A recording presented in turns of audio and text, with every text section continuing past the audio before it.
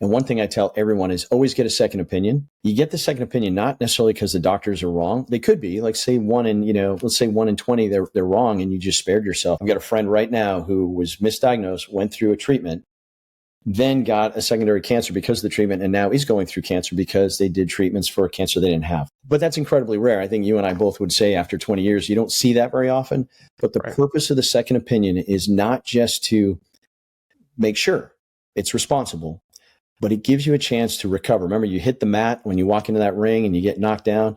It gives you that both physical opportunity to recover for a moment, but also emotionally and even spiritually to kind of catch your breath. Because a lot of times you go in and it's Thursday and they tell you what you got and they're like, chemo starts Tuesday. And you don't have time to process or even think about second opinions.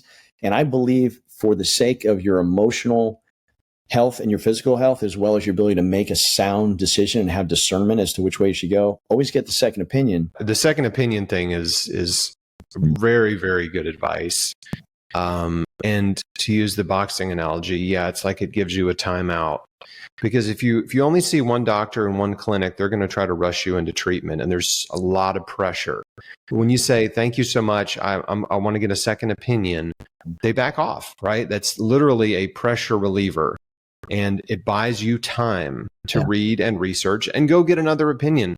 This reminds me of Chris Carr, who's been a cancer survivor for 20 years and just incredible, has an incredible story and has really encouraged a lot of people. But I think if I remember right, she got 5 opinions. 5 opinions, I'm like, that's amazing, right?